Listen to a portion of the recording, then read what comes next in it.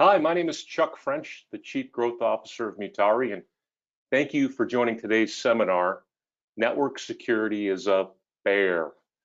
This session will be recorded, and a copy of the recording will be sent to you after today's webinar concludes. You'll also find a handout that you can download from the handout section of your menu. Just simply click on the PDF to download. We're going to pause several times through the seminar to answer any questions you might have, so just type your questions in the box located at the bottom right of the window. So here you'll see our learning objectives for today's call. We will have been successful. At the end of the seminar, you have learned why most organizations have massive holes in their enterprise security strategy, which types of bad actors and threats are targeting your voice network, what best practices your organization can adopt today to secure the voice network, and last, how your organization can best gain clarity and better understand the impact of current threats in your voice network. Definitely ambitious, but we're going to do it. So here's the team that will guide you through today's seminar. This session is led by our guest presenter, Chris Heumann, practice leader for risk management and consulting. Chris has an exceptional level of expertise in risk analysis, vulnerability assessment, business continuity management, and data loss prevention. He uses his expertise to help a broad array of organizations, including healthcare providers, banking institutions, and other regulated industries, to navigate the ever-changing landscape of enterprise network security and threat prevention. He delivers training programs in the HIPAA compliance and security space, and is a regular presenter on information security and privacy topics for individual organizations as well as at industry events.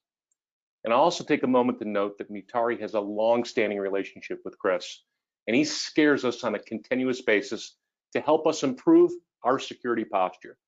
You're going to get to experience that in a moment. I hope you find it as valuable as we do.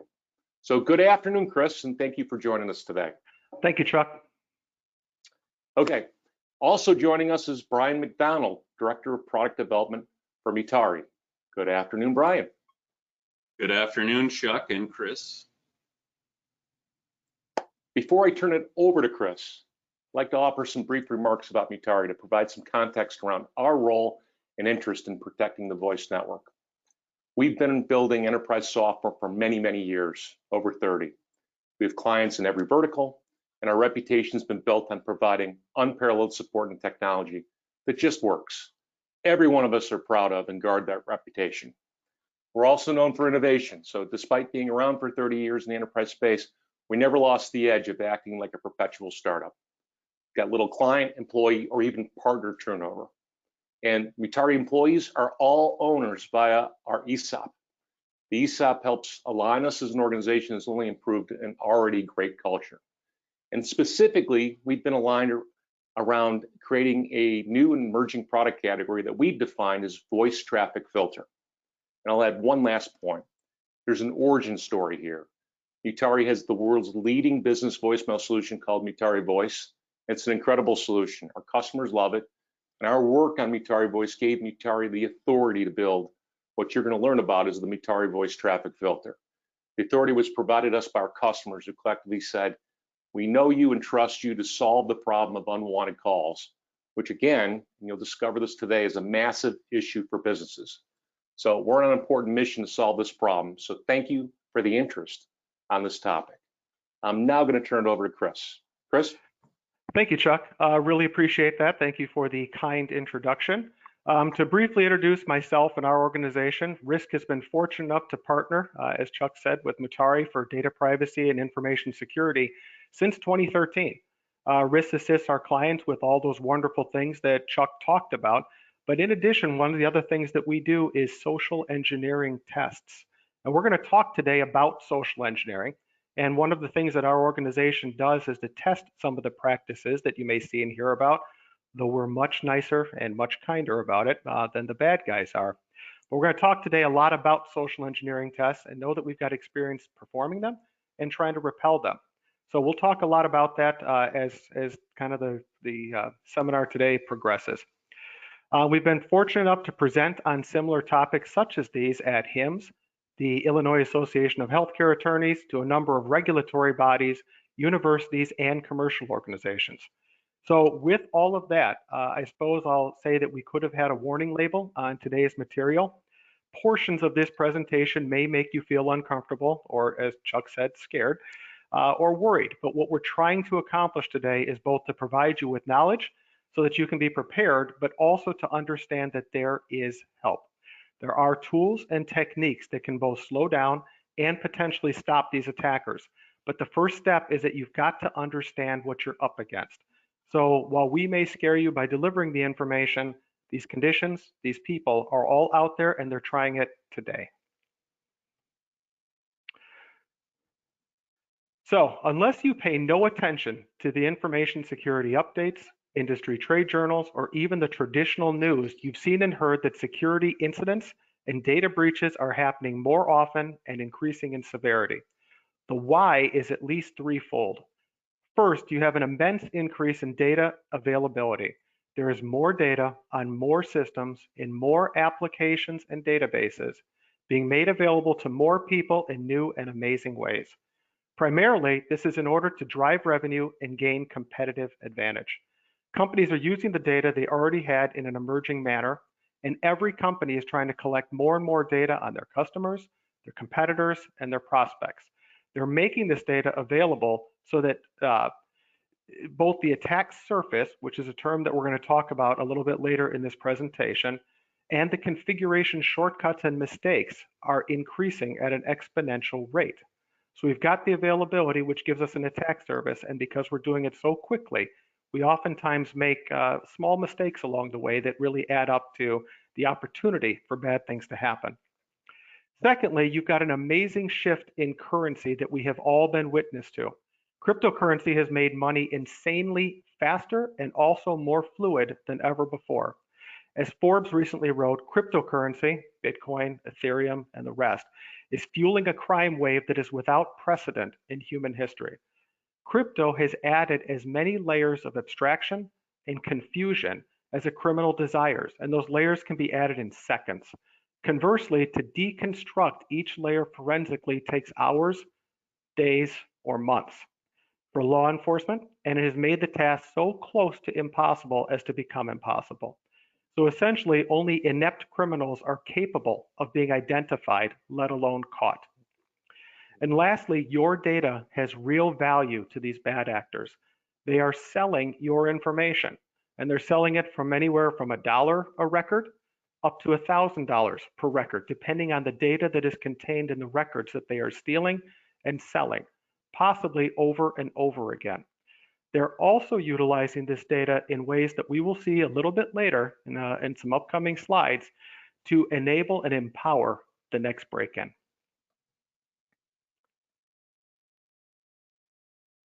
Chuck, if you can get us to the next slide. Yeah, there's a little delay, Chris. You'll see it. Gotcha. All right. So the good news is at least data security and privacy is garnering more attention. Privacy and security is getting board level attention, sometimes for good reasons, sometimes for bad reasons, but it is getting attention. Most often the reporting and accountability is through the audit subcommittee. However, visibility may also be through financial reporting, such as data breach insurance or costs related to budgeting or cleanup from an incident. If you look at the Marriott data breach from 2018, it is still a significant financial reporting element at board meetings and shareholder meetings as well.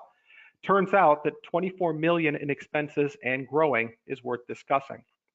So mature organizations, larger companies, and regulated industries are paying more attention, often by way of enterprise risk management. Enterprise risk is hoping to quantify this risk, to express risk in terms of dollars and frequency. The most common term for this way of expressing risk is annual loss expectancy, or ALE.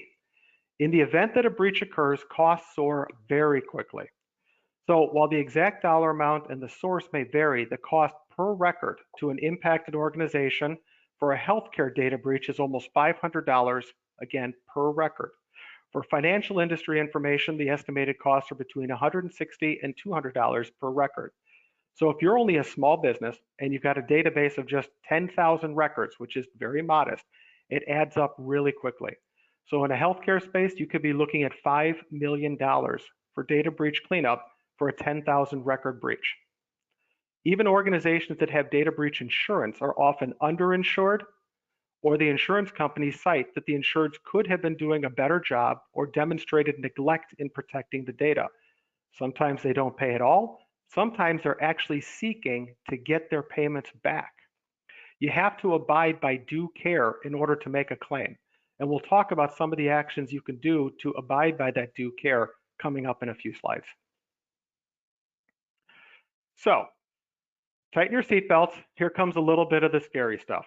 It is almost without a doubt that every single person attending this seminar today has had their data breached, probably many times over.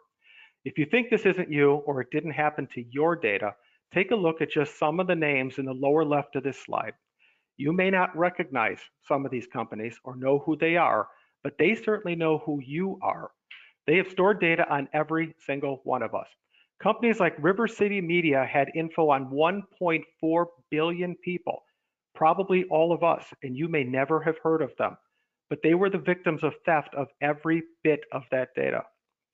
If you've never heard of the Privacy Rights Clearinghouse, it's a site dedicated to tracking all manner of breaches and is available for anyone to look at or to do research on.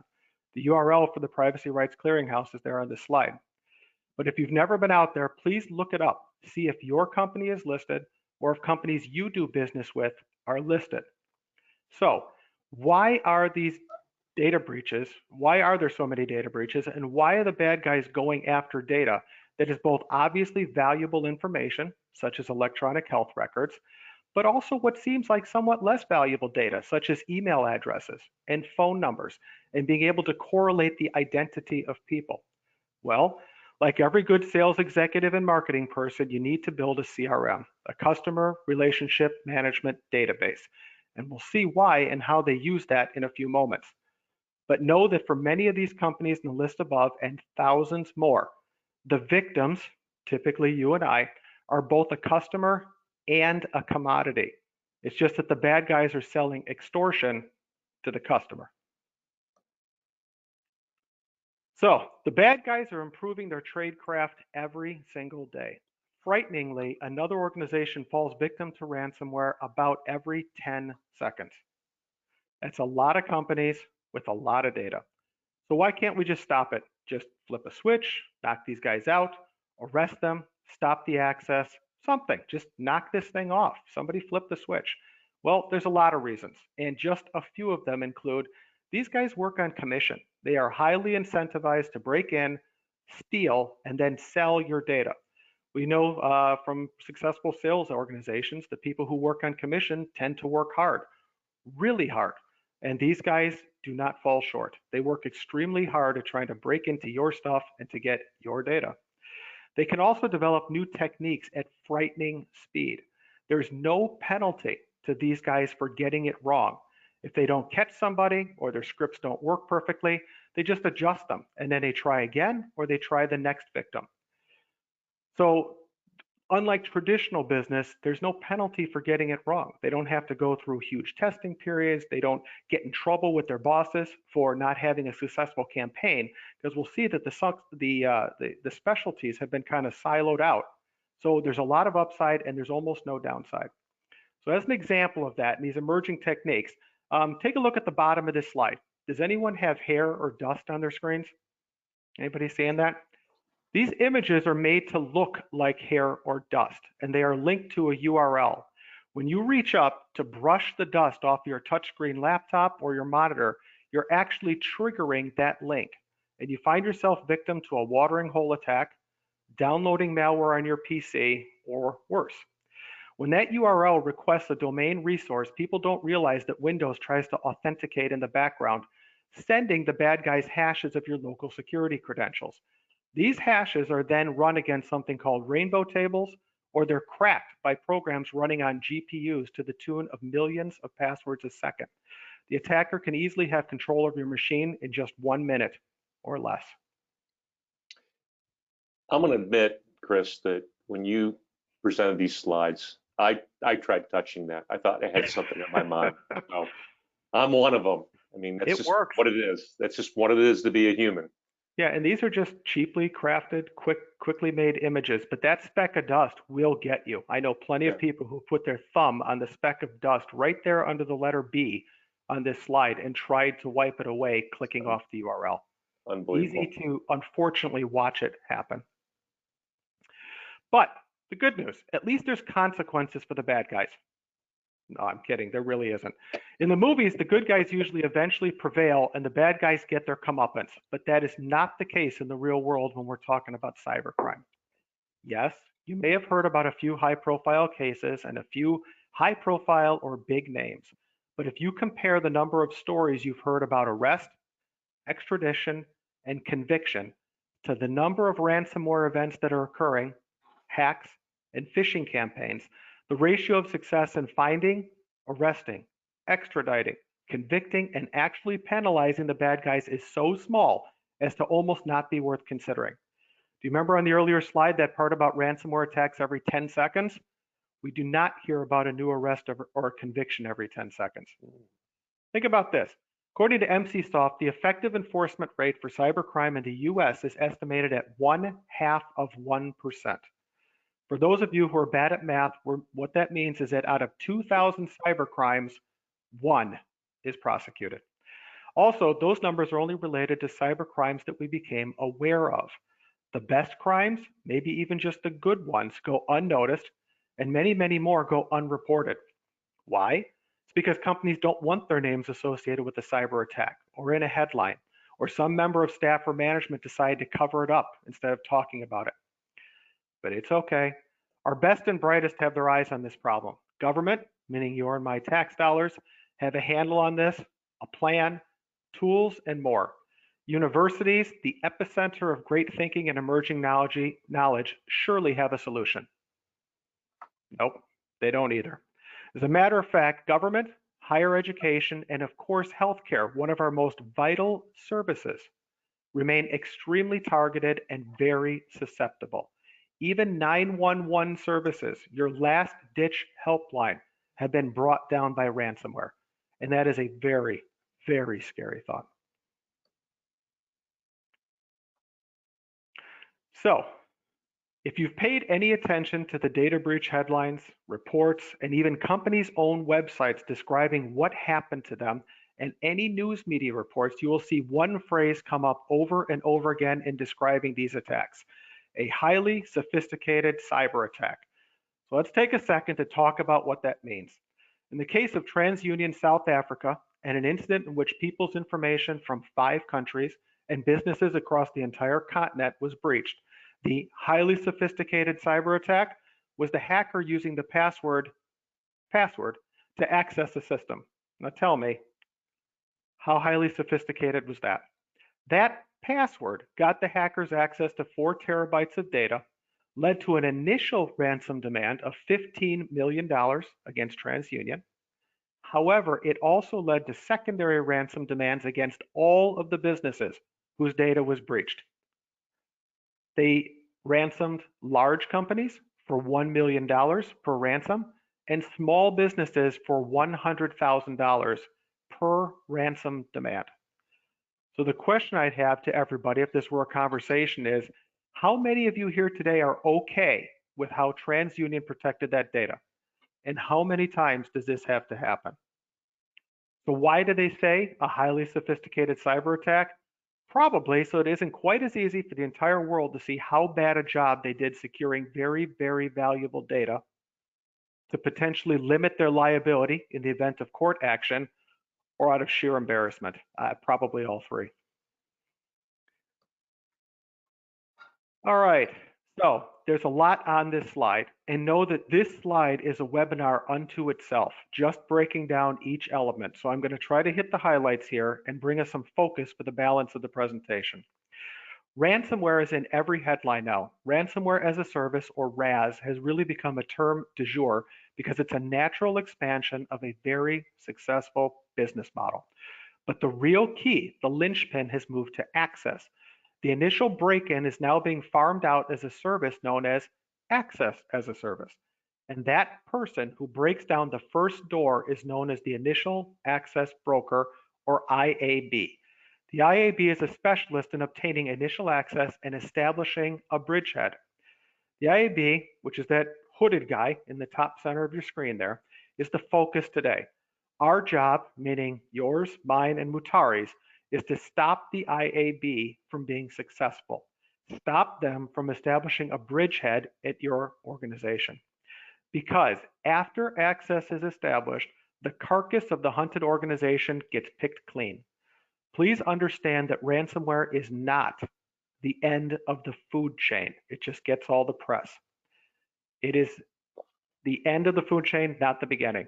The reason all of the focus is on ransomware in the news is that it's observable. It's the bad guys going active and being highly noticeable entirely by design. Noise and threats equals quick payouts before cooler heads prevail and before you can fully look into your options to recover. They need you to make that snap decision out of fear, pay the ransom, get access to your systems back. By the time you get the ransomware demand, you've already been carved up a dozen different ways, and your data is probably part of a giant data repository for numerous different threat actors. So let's talk about these IABs. What are they like, and where do they come from? These guys are quiet. These are not the hackers that jump up and down, claim credit, or are trying to make names for themselves. As soon as the access is noticed, their profits are typically shattered. They need to establish and then maintain that access as long as possible, victimizing the entity or the person as long as they can.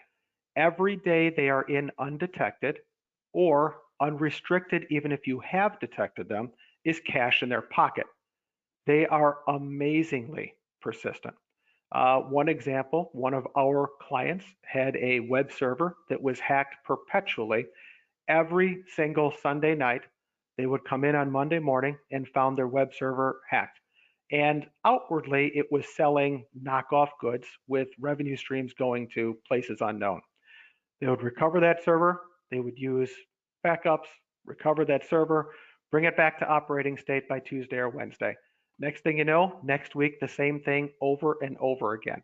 And the problem was that every time they restored that server from backup, the same problem was still present in the application layer code that allowed these guys to go back in. They're completely shameless. They had no problem with going in and hacking it every single Sunday night. We eventually figured out why Sunday night. What was the big deal about Sunday night? Well, it was a work list. This happened to be Monday morning in the Asian location where the hack was originating from. So it was just part of their to-do list on Monday morning to go back in and get these guys. And they're utterly shameless. They don't mind doing the same thing over and over again if you keep falling victim to it.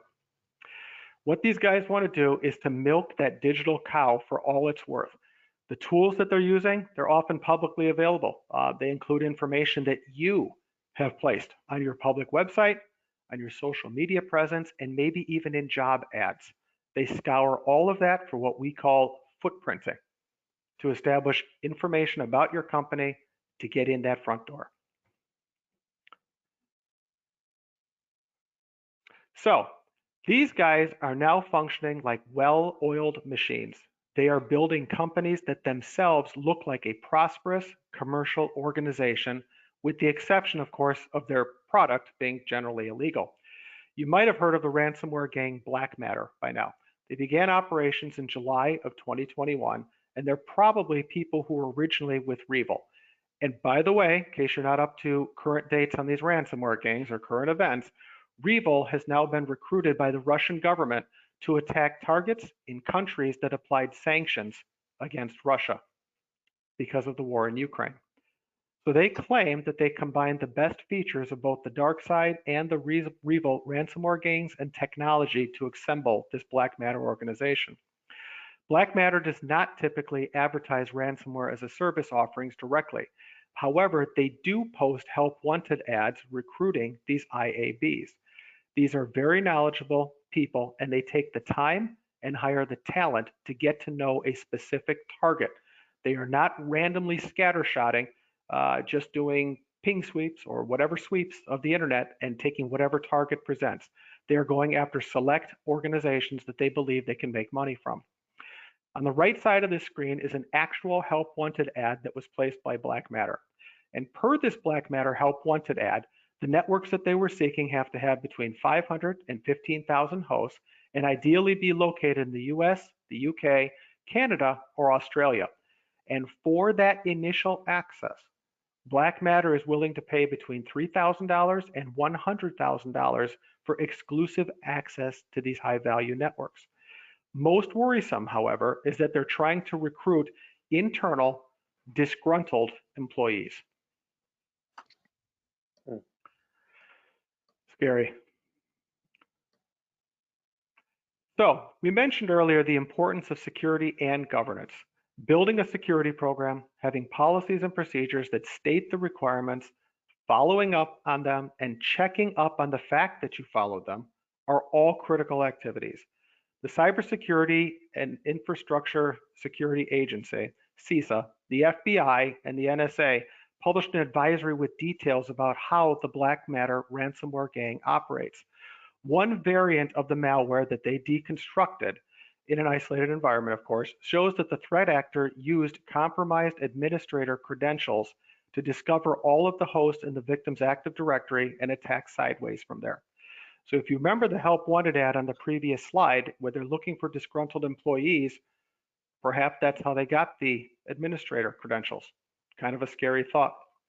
If you think about governance and the importance of it, think about the T-Mobile breach, where a 21-year-old US citizen who was living in Turkey at the time hacked an unprotected router, no password whatsoever, and accessed the data on around 50 million people, including me. So CISA, and we'll look at one of these in a moment, puts out these notifications. They put out warnings. It includes a couple of different key pieces of information about what's happening and how to stop it. You need to be looking at those notifications. You need to read them. You need to be having a good governance program in place that is having just some basic security controls. Nothing in here is hyper complex. It's not bleeding edge, but it's things that you've got to do. When you've got a company like T-Mobile leaving routers unprotected, when you have places like TransUnion having the password, you have a problem in governance of basic controls. I promise you that T-Mobile had a policy that said you have to have a password on a router. I promise you that. What failed there was a lack of governance to make sure that it got done. I'm probably pretty sure that TransUnion had a policy that said don't use password as your password. Where was the governance to make sure that that didn't happen? It's not enough to just have a policy. You have to live them, you have to enforce them, you have to ensure that enforcement.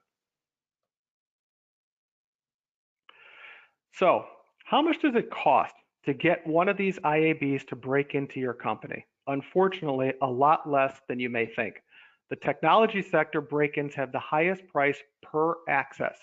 So to get access to a company that's in the technology area, it's approximately $13,600 to get that access. Actually pretty cheap. To hack an individual computer or somebody's individual phone has an average price of just $343. Some groups even offer remote administration tools to break into target devices over the internet, making attacking as easy as possible. And no, you Mac users are not immune.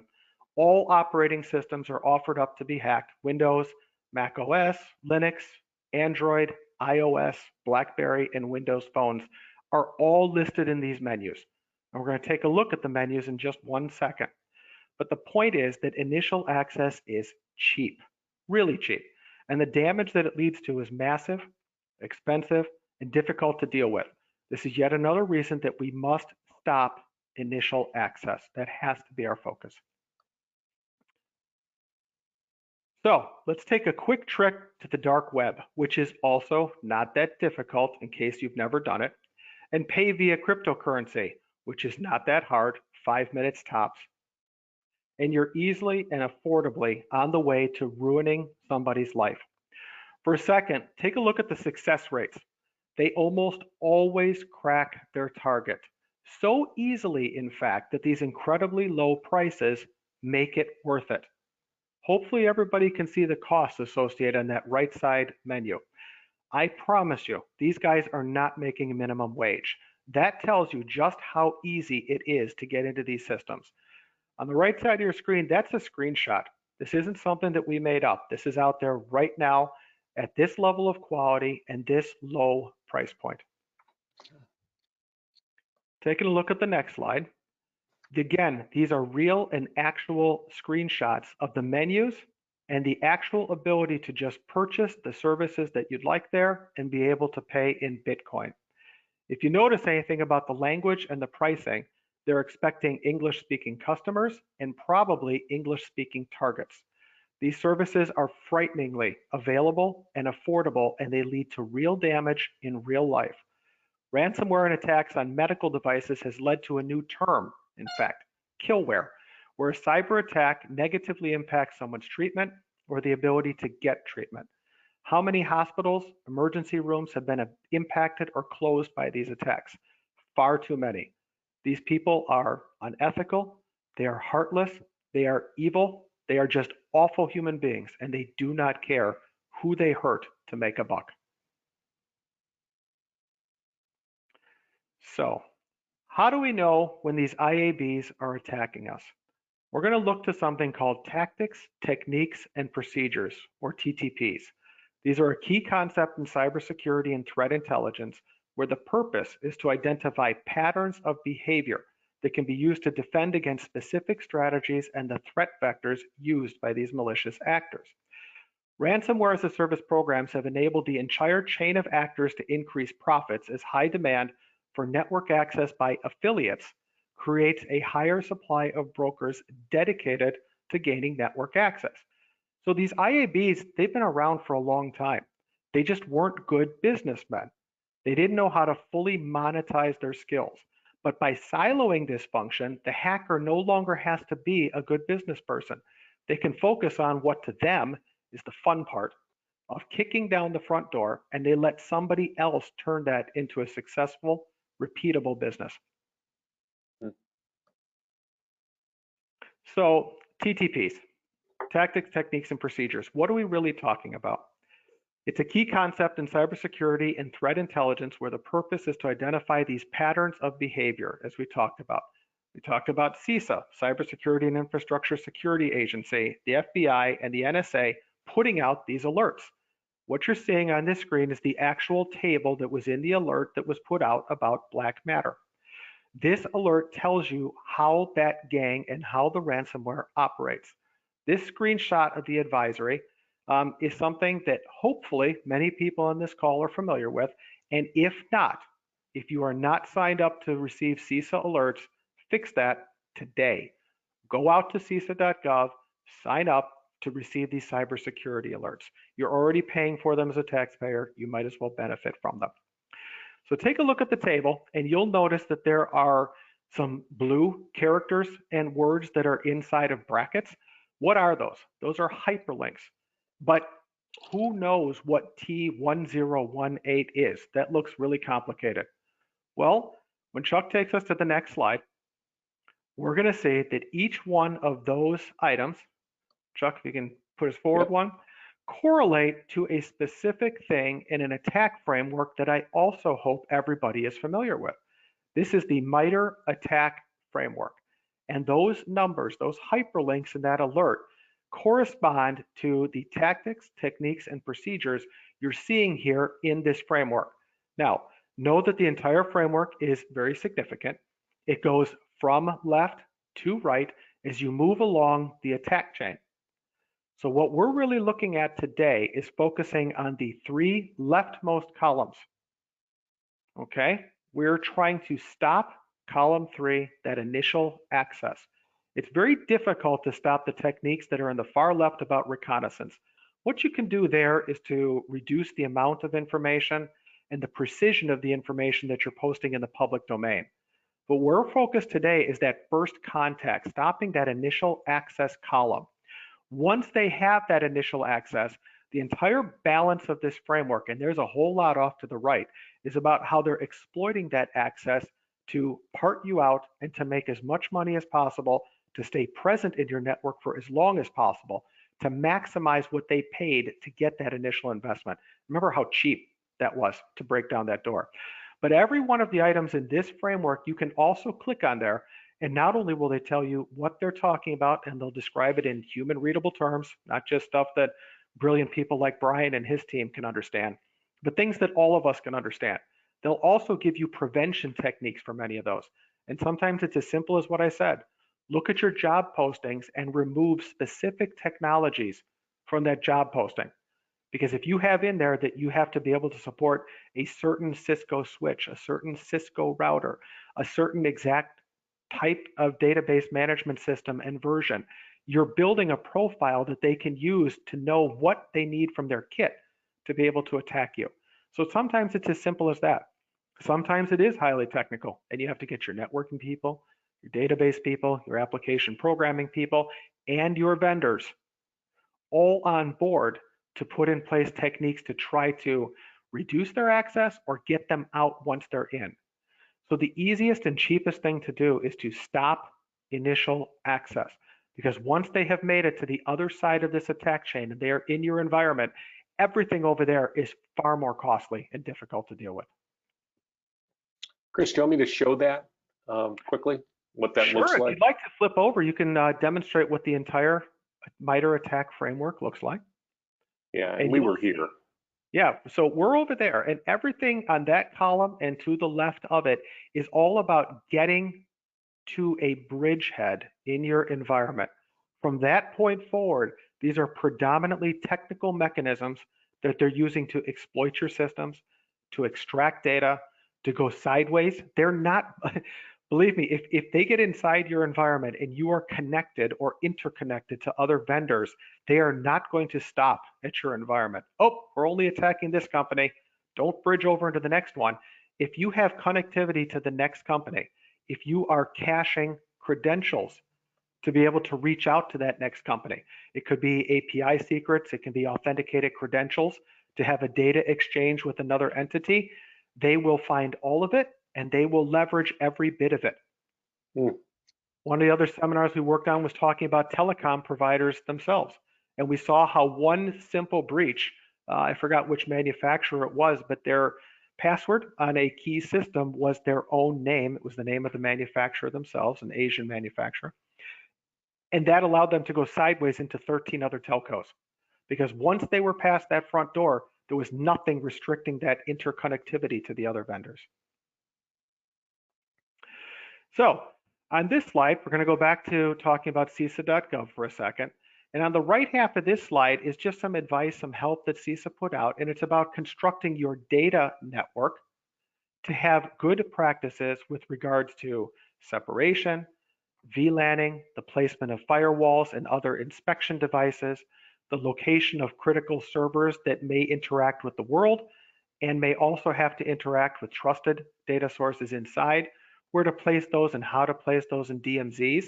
And it takes us from the least sensitive, most untrusted networks, you have the internet at the top of that, all the way to the most trusted systems, the most sensitive systems, such as industrial control systems or medical devices at the bottom. And in between it, we've got kind of a reference architecture for how we should be placing different sensitivity of systems and different value of data at different levels of protections in the network. And anybody here who's from the data side knows that, the list on the left side of the screen is only partial, but we put in place a ton of different tools to inspect the payloads and the data traffic that is interacting with our applications, our systems, and our users. We start way outside with geofencing. If we're not doing business with somebody in a certain location in the world, let's block those entire IP ranges. And yeah, that helps. Is it perfectly effective? No. And many of the bad guys have taken over systems in more trusted areas of the world. But it helps, and it's the first thing that people come up against. And we gradually put in place more precise tools as we climb our way up. We might have denial of service protection or distributed denial of service that we've engaged our ISP to help us with. We've got sandwiches of firewalls. We have sandwiches of application layer firewalls. So we're looking at network connections as well as what's inside that data packet. We might have proxy servers, place items into DMZs to keep untrusted traffic outside. We use encryption technologies such as transport layer security and VPNs. We get to the endpoint and the servers, and we have everything from endpoint protection that's looking at malware and spam and and Trojans and all that kind of stuff to protecting the actual data itself with data loss prevention. If we have cloud instances, we might have cloud access security brokers that are keeping what's inside the cloud inside a special little bubble wrap container. We might have two-factor authentication and a pile of other stuff. Yep. Ideally, all of those tools are wrapped by a system like a security incident and event manager or log collection device. So we can take all of that information, feed it into our SIM, and be able to forensically deconstruct what's happening. But there's a big takeaway here, Chris. Lots of different layers. Lots of layers here. Many layers, lots of tools, big budgets, lots of people, just layer after layer on this club sandwich of having to filter through things to be able to successfully get from the untrusted network, the world, the internet in this case, all the way through to an asset that has data on it. Okay. So what about the other half of your network? I mean, Brian, maybe you could compare a little bit and talk about the voice side to what we just talked about on the data side. Absolutely.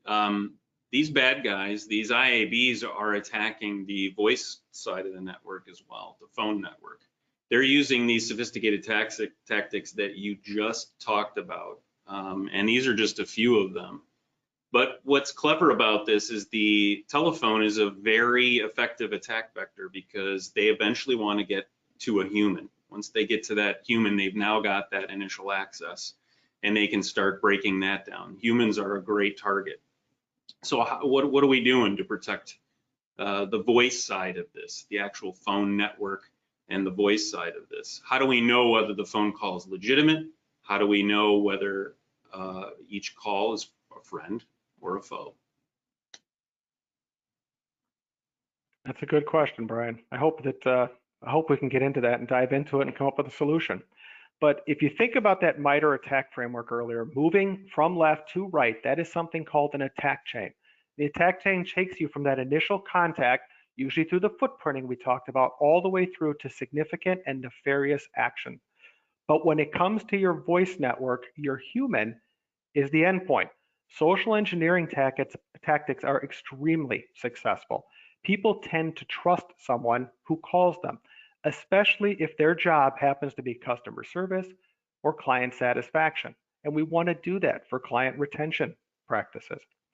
Even the best human with great training is not infallible. Everyone will eventually fall victim to some form of social engineering attack. So think about the authorized access that an IAB can establish by victimizing just one call center staff member. What does that employee have legitimate authorized access to? How many information systems do they have accounts on? How many file shares and data repositories, network segments, VPN access if they're working from home, do each one of those employees that they can reach out and easily talk to have? Now, picture them getting a hold of somebody else at your company, perhaps an executive. The social engineering, again, is incredibly effective. We have done a lot of these tests, and we're nice about it. We don't use extremely advanced techniques. We don't get people in trouble, but we have never failed. We're usually successful on the first try. So you have got to do something to prevent that endpoint from receiving that nefarious connection. In this case, a voice call. So by the time you wait to see the entire market move to these protections, you may lose revenue, reputation, coverage from your data breach insurance, competitive advantage, intellectual property, valuable employees, or many other types of assets that make your company who it is. You have got to focus on building resilience into everything that you do. These attacks are absolutely, unquestionably unavoidable. Your organization will be tested by these initial access brokers. Are you prepared to fend them off long enough so that they will go somewhere else? That is the question. And I absolutely love this quote that was published by SonicWall. I want to give them full credit. Know that the future will increasingly belong to the proactive. With that, Chuck, I think we've got a poll question for the audience. We do. And Chris, thank you for that. That was scary as we expected it to be. I'm going to post this poll now. And here we go. What's your perception of the security risk to your business of unwanted voice calls? We'll give this a few moments.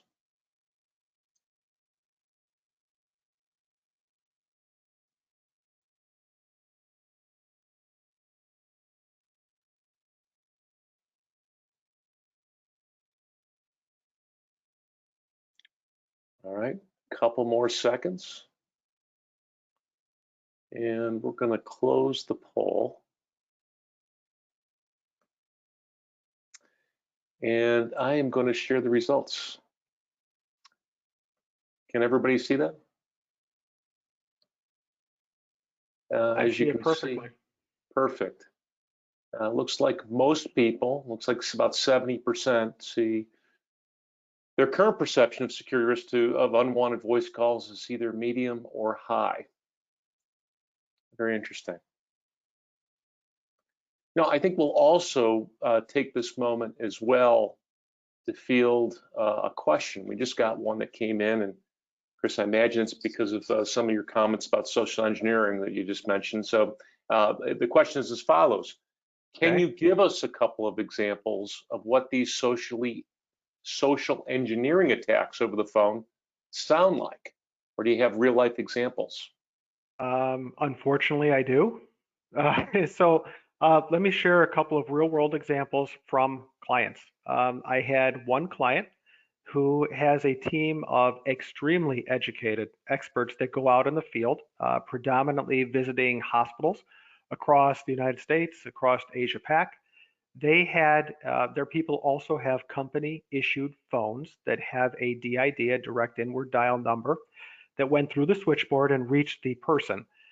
A nefarious actor called that person, pretended to be somebody from like their help desk or support desk, asked that person to send out a remote support assistance request, which is very easy to do on Windows. You just get someone's email, you send it out, they click the link, and they have control of your PC.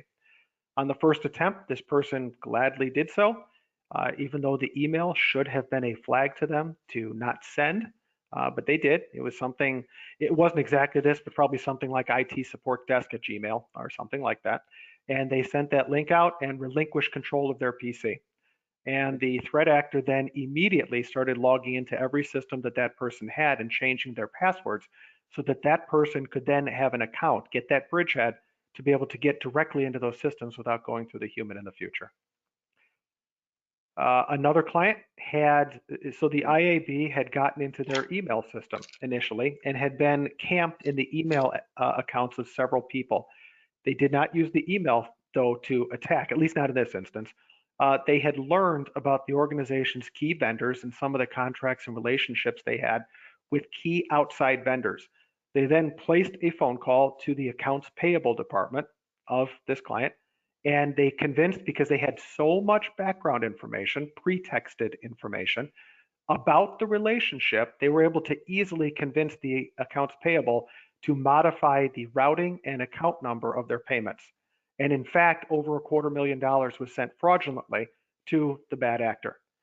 And what a lot of people may not know about electronic funds transfers is that you have only 24 hours to pull that transfer back.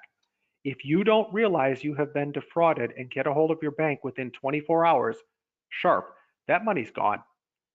After that, you have to rely on law enforcement or civil action to get your money back.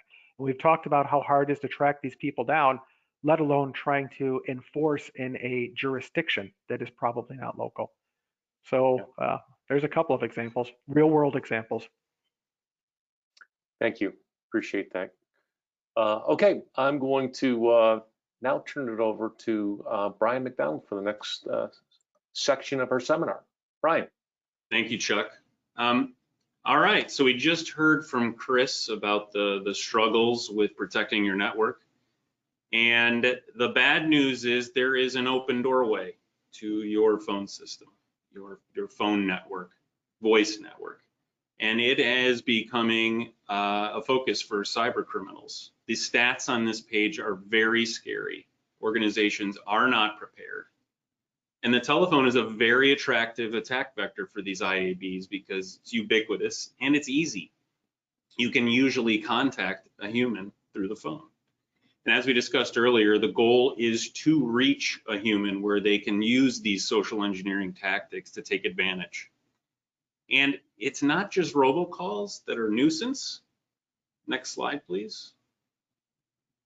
It's really about all of these types of calls.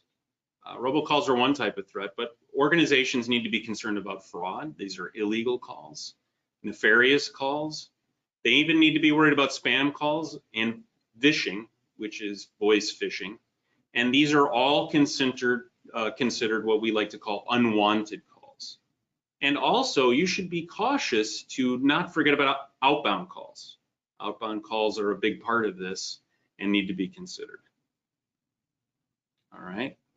So the tools that most organizations have already include things like your session order controller, your firewall, or you may think that your service provider or your carrier is handling a lot of this for you, and that's not the case. They do a little bit. Current tools can stop malformed SIP packets. They can block traffic from unwanted IP addresses, but these can't stop legitimate phone calls that have nefarious purposes. Even the service provider or the carrier might be doing a little.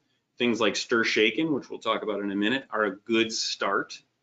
And these mandates are starting to help, but even still, these won't stop these calls. We need something better. The tools are in place, but like a pizza, if you only get the crust, it's not so good without the other layers. So you heard Chris talk about the network security layers. And we, in the security space, we're trained to construct your security infrastructure in these layers. And what you're trying to do here is eliminate single points of failure by using this layered defense, or sometimes it's called defense in depth. You retain some protection if one or more of your layers fail. And this also allows for, at each layer, specialization. One analogy, and this is a real model, is the Swiss cheese model. Yes, it's real. Sometimes this is used in risk management and can be applied to computer security and defense in depth. And in this case, we're using it for telephone security. The idea is that multiple slices of Swiss cheese, when you stack them side by side, reduce the holes that allow a threat to penetrate, which this lovely image illustrates for you. And it's also a nice image if you like cheese. And it makes the point about layered defense. Defense in depth provides good visualization. And again, we need to apply this to your phone system. So if you were to build a solution, how would you build it? Well, you'd want to make sure you have all of these multiple layers. You want a suite of tools that's kind of like a firewall for your voice traffic. You want to stop these bad actors, these IABs, to prevent that initial access.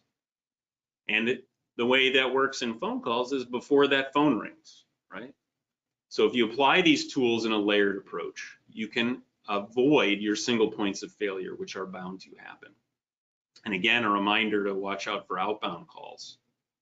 And not shown here is user training. That is a critical component that needs to be, every organization needs to be communicating with their end users. Remember, the humans are in a lot of cases the weakest link. All right, so that first layer there, stir shaken, it is just in its infancy of being implemented. Last June, the mandate was that large carriers need to have this implemented. And did that stop robocalls? No. It does stop some illegal spoofed calls from occurring. And the industry is doing their darndest to support the carriers and have the carriers stop this, but it is not stopping the majority of these unwanted calls. And stir shaken is very US centric. You got to keep that in mind. But for organizations, it's not just enough to rely on stir shaken itself. They need to be able to control it. So they need information and then be able to have the tools where they can make decisions based on that. Don't leave this up to your carrier. You need tools so that you can examine the traffic that comes across, view the stir shaken data. Sometimes your session border controllers can handle this, but usually you need an expert to go in and tweak the settings, and it's not easy to change. What you need are tools where you can look at those attestations and change them. Every organization has different risk levels and threat levels, and so they need to be able to adjust not only for their organization, but also as time progresses and calls progress, and even during their normal workflows. I would consider stir shaken a good start. All right. Number 2, can you go back up one? Okay, I skipped a layer. No, well, as you know, you miss a layer, we've got other layers to protect. But this layer is very important. And what we're referencing here are dynamic databases both internally and externally for reference. Some of these are simple, like for instance, do not originate lists. And these are lists of phone numbers, typically like toll-free numbers, that are registered to not make outbound calls. So if these types of inbound phone calls with the caller IDs of these numbers are coming in, you can easily just block those. Those should not be coming in. You can also check lists that do simple things like check valid formatting. We call these impossible number lists. And some real good examples are that in the United States, area codes can never start with a 0 or a 1, so immediately you can drop those. And that we get more detail on exactly the numbers that are valid or number combinations that are valid. This is the simple stuff. Many carriers already do this. Sometimes some SBCs do some of this. But we need to reference deeper lookups. You should be referencing multiple reputation databases. These include robocall databases, fraud databases, nuisance tags. Some of these can actually leverage feedback from other entities. So by sharing that information, you can take advantage of some crowdsourcing. And trend analysis can see the incidence of threats elsewhere that rise throughout the day or the week, and then are as the tactics change, these types of threats roll off toward the end of the week. And also these lookups must be regional specific. They need to be taken into account, and all of these need to be weighted for the organization and configured for expected call traffic and the type of organization. All right. The next layer is the most fun. And this is where you're actually doing real-time analysis of the calls. It's checking number schemes, it's checking patterns of the called numbers, the calling numbers, caller ID names. And it's trying to prevent things like war dialing or neighbor spoofing, or a sudden influx in traffic, either inbound or outbound, right? And these are, if configured properly, they're custom to the organization's call patterns. We can use things like machine learning to learn about existing call patterns, time of day, day of week. These can be tweaked based on known entities. So if you're a call center and you know that you might be getting, due to advertising, certain influxes of calls, those can be accounted for. Think of this layer as akin to your, on the network side, something like an IPS or an IDS, where it's analyzing traffic in real time to make decisions. All right, now, every organization has needs to fit their workflows, and every organization needs to have their own business policy for what kind of phone calls they want to allow and what actions they want to take, and even what phone calls they want to block. You need to be able to very quickly and easily create rules to account for things like certain caller IDs, certain caller names, country of origin, called numbers. For instance, you might have tighter security in certain numbers than others, or any combination of all of these. So think of these like your firewall rules that go through the list to find out what actions to take on these. And some of the tactics here is you can route calls. Maybe you don't want to drop, maybe you don't want to just allow them, but you can route them in different places. There's a lot that can be done here. And note, this is all after your SBC and your other systems have weeded out the low-hanging fruit or the easy targets. So immediately we can drop things like malformed SIP packets, but you may want to block by certain regions, even only for a short period of time. And then now that you've got your system running, you should be leveraging smart rules. So this might take into account feedback from your end users who are blocking certain numbers at a certain threshold. You might just want to block for the whole organization or whole groups of the organization.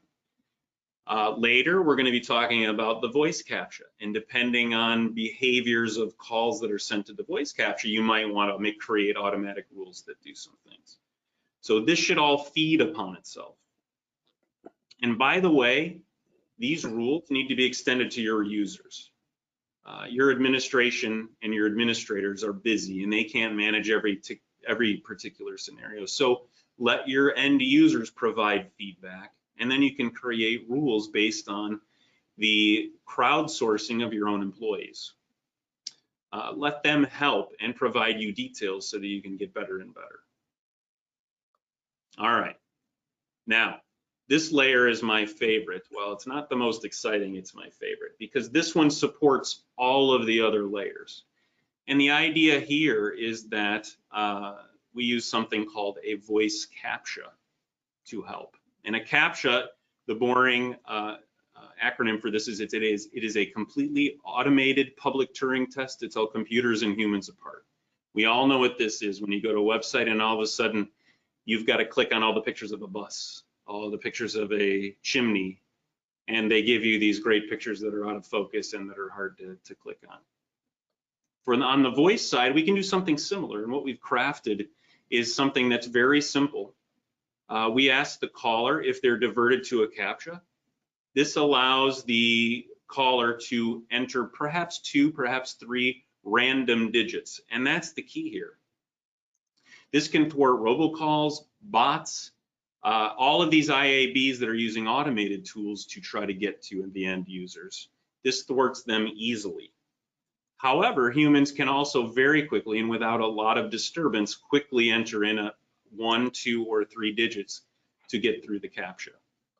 And you can even apply things like speech recognition for accessibility's sake to help out the callers. And the keys here are randomize, keep it simple.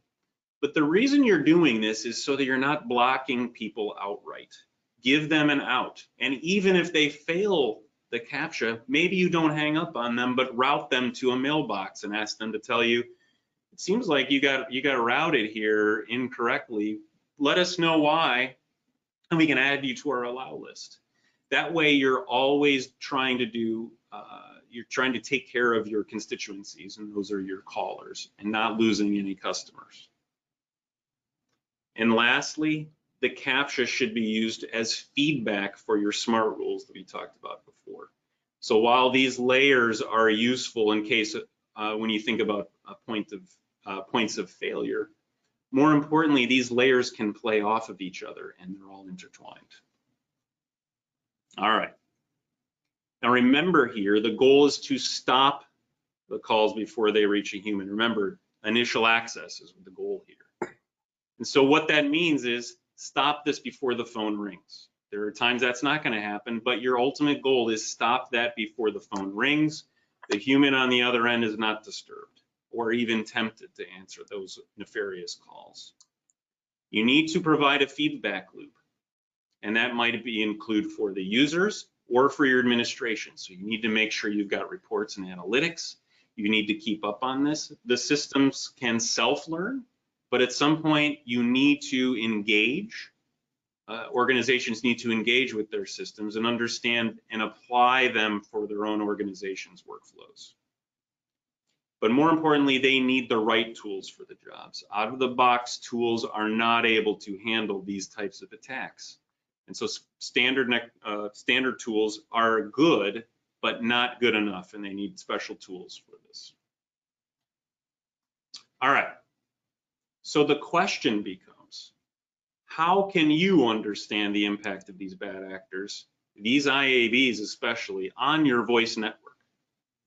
And to talk a little bit about that, I welcome Chuck back in. Thanks, Brian. Appreciate that. So none of this is theoretical, right? I hope at this point everybody who in our audience recognize that there's clear implications of this unwanted voice traffic, and you've heard all about them today. But as Brian just pointed out, I mean, how do you take this information and put it into a format that perhaps is consumable by your organization, potentially a large enterprise where you've got an environment that demands buy-in and consensus from lots of different departments and committees. I mean, you could believe everything we've talked about today, but companies don't buy solutions to undefined problems. It just doesn't work that way. So Mutare has built a process to help, and it all starts with education, much like we did today. But we do it in a way that it's designed about your specific organization. And we start with a free assessment that uses your data and looks at your infrastructure. And through that assessment, we build the business case around the benefits of the impacts you see on this particular slide. So the assessment itself provides clarity. And by the way, it's also free. We'll provide it to you. So let's talk about it. This free assessment's called the Voice Traffic Assessment, or you'll hear a lot us talk about it as a VTA. And if you send us at a minimum 30 days of your call detail records, we'll run the data through our proprietary dynamic database, and that's as Brian just talked to you about. And we're going to show you, likely for the first time, just how much of your unwanted voice traffic you received during that time period. It takes us about a week to complete the assessment.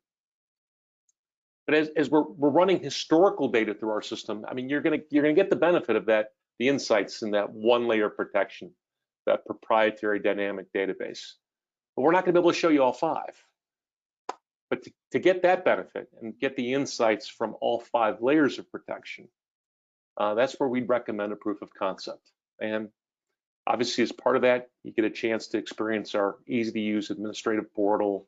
And again, Brian touched upon this. You get a chance to actually use the tools, right? Allowing you to configure the system based on your specific and unique needs.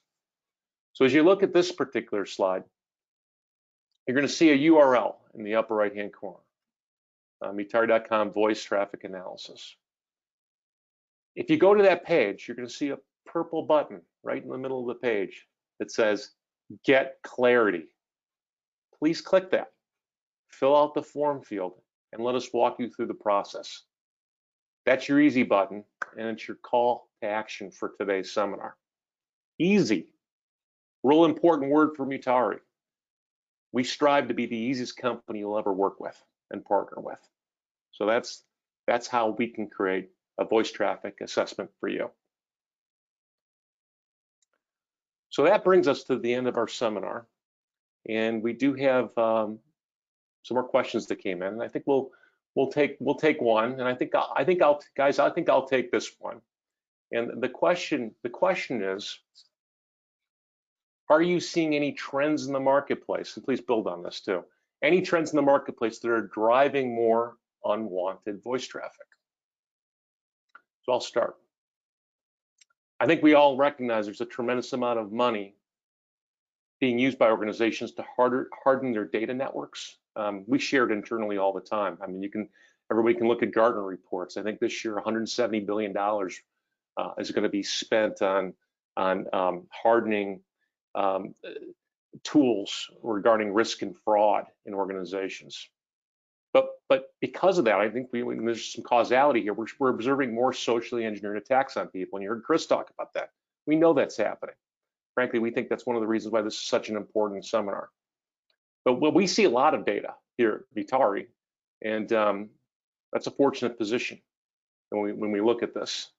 We can look at some macro insights. So I'll give you some examples, I think, of some other trends that we've seen, and that tell you a little bit about just how this whole world works. So for example, in the early stages of the pandemic, the actual amount of robocalls went down. And we've since learned that the reason is fairly straightforward. Chris talks about this being a business. Well, those overseas call centers, and think of them in India and the Philippines, et cetera, they weren't equipped for work from home. I mean, that was it. They couldn't get to the office during the day because they couldn't work from home. in addition, so since then, robocallers, are ramped up, and we're adjusting to a new normal, and the amount of robocalls are steadily rising each month. We see that in the data. And you heard Brian talk earlier about stir shaken. Well, in terms of a trend, we've been actually surprised at the little impact it's had on unwanted calls. This unwanted voice traffic since stir shaken has been, if you will, implemented. And that would take another seminar for us to unpack it. But if I were to summarize that piece, the technology just hasn't been adequately adopted. But even if it was, the carriers just aren't blocking the calls right now. They don't want the liability. And that's, fortunately for us at Mutare, we've been the beneficiaries because we can provide those tools that Brian shared with you to help enterprise determine what traffic actually gets into the voice network. Anything else you guys want to add in terms of trends that you've perhaps seen about what's driving more unwanted traffic? Ryan, I'm sure you've got some more stories. I was just going to add to what Chris said. The reason why is these IABs and these bad actors are not only finding that it's lucrative, but they're finding that they can form organizations to get after these targets faster and easier and more efficiently. And by managing it like an organization, they can scale. They can reuse tactics. They can share knowledge. Kind of scary, but we continue to see unwanted calls, the quantity of unwanted calls increase all the time. Well, and from my perspective, I'll say that we're seeing the quality increase.